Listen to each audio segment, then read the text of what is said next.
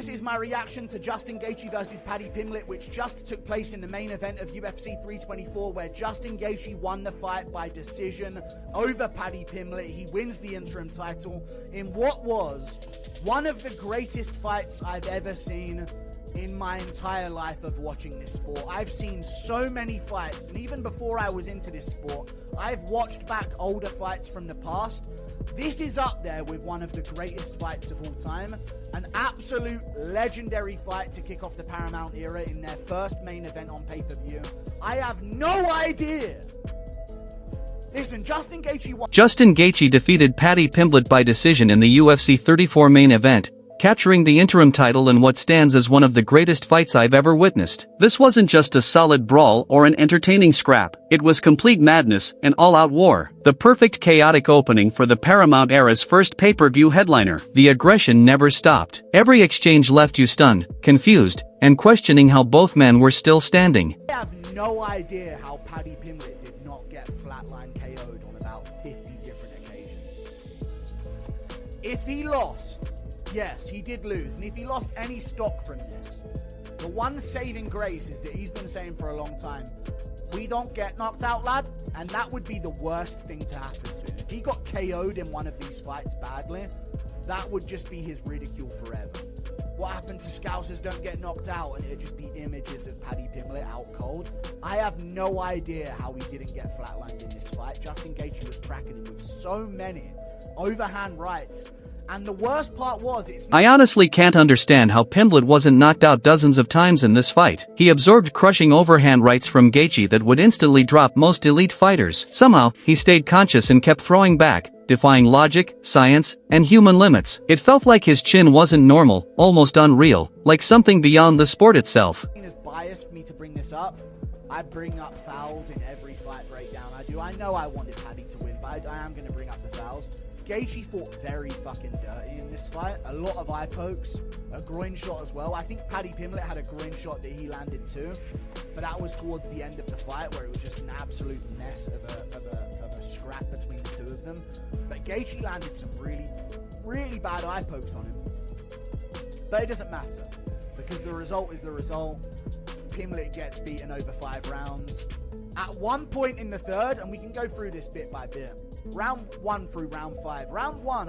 What made Pimblett's toughness even more shocking was the way he took shots. He often stood tall at the end of exchanges, chin high, jaw fully exposed, eating clean punches while still firing back. Every time Gaethje loaded up, I flinched, expecting the inevitable knockout, but it never came. Pimblett looked like a man designed to be hit, yet in a strange and impossible way, the blows simply couldn't stop him. The fight wasn't without controversy. Gaethje fought dirty at several key moments, landing multiple questionable low blows late in the bout amid the chaos. These fouls were blatant and came at crucial times, disrupting momentum and fairness in an already insane contest and leaving a sour note on an otherwise legendary fight. Teeps, low kicks, knees, punches, chin up in the air. You're wondering every time, when is he going to get slept? There's so many moments, and I was screaming, yes, we are DDP, basically, in the middle of this, because it was just like, dude, this is plot armor. How is he surviving these moments so narrowly with millimeters to spare? Gaethje swinging these overhooks, and it's not even like Pimblett was landing and then weaving and then, you know, like coolly slipping out of the way of these shots. He was just there to be hit, but in such an awkward way that the shots were just whizzing past his head and face on so many occasions. I really thought this... The opening moments genuinely confused me. Gaethje looked cautious, almost hesitant, and Pimblett capitalized by landing clean body shots. For a brief stretch, it truly felt like Paddy might pull off the impossible and defeat Gaethje. My entire focus locked onto that idea. This unexpected start instantly grabbed attention and set a violent, intense tone for everything that followed. Cage in round 2, and then Gaethje cracks him with an overhand and drops him really bad in round 2.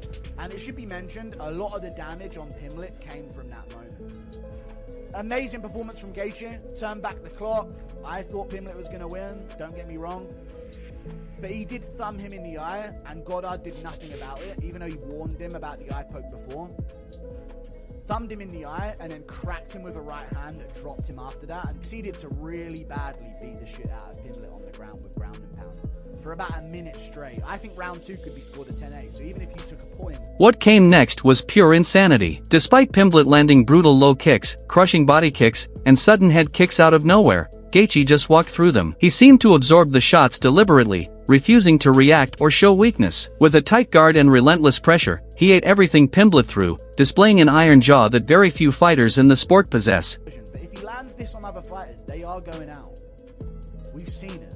We've seen other fighters get put out by that. This is like Ferguson level chin, prime Ferguson level chin from Paddy Pimblett. Hopefully he doesn't have a similar trajectory after the Gaethje fight, but he was eating some heaters off of Gaethje in round 4. Still landing his own back and having some good moments, but this is when it started to go bad. Like he would have a moment, then slip, end up on bottom, Gaethje's on top in that north-south, punching him in the head over and over again.